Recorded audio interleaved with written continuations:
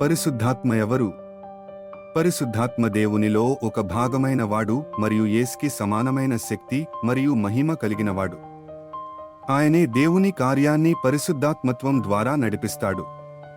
పరిశుద్ధాత్మ దేవుని గురించి మనకు తెలిసేలా మన హృదయాల్లో పనిచేస్తాడు. ఆయన మన ఆంతర్యాలలో ఉన్న లోతైన పాపాలను బయటకి తీస్తాడు. తండ్రి మరియు కుమారునిలా పరిశుద్ధాత్మ కూడా శాశ్వతుడు. ఆయన సర్వవ్యాపి అంటే ప్రతి ప్రదేశంలో మరియు ప్రతి సమయానిక అందుబాటులో ఉంటాడు. ఆయన సర్వశక్తిమంతుడు, సమస్త శక్తి ఆయనకే చెందుతుంది. ఆయన సర్వజ్ఞుడు, అన్నీ తెలిసినవాడు. పరిశుద్ధాత్మ గురించి క్రైస్తవ బైబిల్ ఏం చెప్తుందో పరిశీలిద్దాం. హెబ్రీ 9వ అధ్యాయం 14వ వచనంలో పరిశుద్ధాత్మ గురించి ఏమనబడిందంటే, ఈ ఆత్మ పవిత్రత ద్వారా శుద్ధి చేయగలడు అని చెప్పబడింది.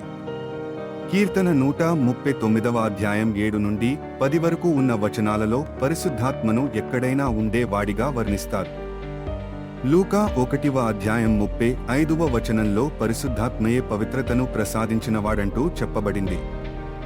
1 కొరింథీ 2వ అధ్యాయం 10 నుండి 11 వరకు ఉన్న వచనాలలో పరిశుద్ధాత్మ మన తత్వాలను మరియు దేవుని ఆలోచనలను వెల్లడిస్తాడంటూ చెబుతారు.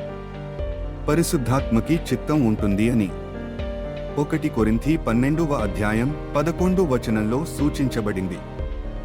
ఆయన ప్రేమిస్తాడని రోమా 15వ అధ్యాయం 30 వచనం స్పష్టం చేస్తుంది. ఆయన దుఃఖిస్తాడని ఎఫెసీ 4వ అధ్యాయం 30 వచనంలో చెప్పబడింది.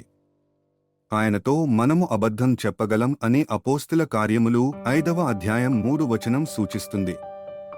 యాకోబు 4వ అధ్యాయం 5 వచనం ప్రకారం ఆయన మనపై ఆశగా కోరుకుంటాడని వర్ణించబడింది. 1 తెస్సలో ఆయన మనలో పని చేయటానికి ఆపగలడు లేదా ఆపివేయబడవచ్చు అని చెప్పబడింది. హెబ్రీ 10వ అధ్యాయం 29 వచనం ప్రకారం మన తిరస్కరణలో ఆయన అవమానించబడతాడు అని హెచ్చరించబడింది. 1 తిమోతి 4వ అధ్యాయం 1వ వచనంలో పరిశుద్ధాత్మ మనతో మాట్లాడతాడని చెప్పబడింది. 1 యోహాను 5వ అధ్యాయం 6 వచనంలో చెప్పబడింది, ఆయనే సత్యమని, పరిశుద్ధాత్మ నిజం మరియు ధ్రువం అని సూచిస్తుంది.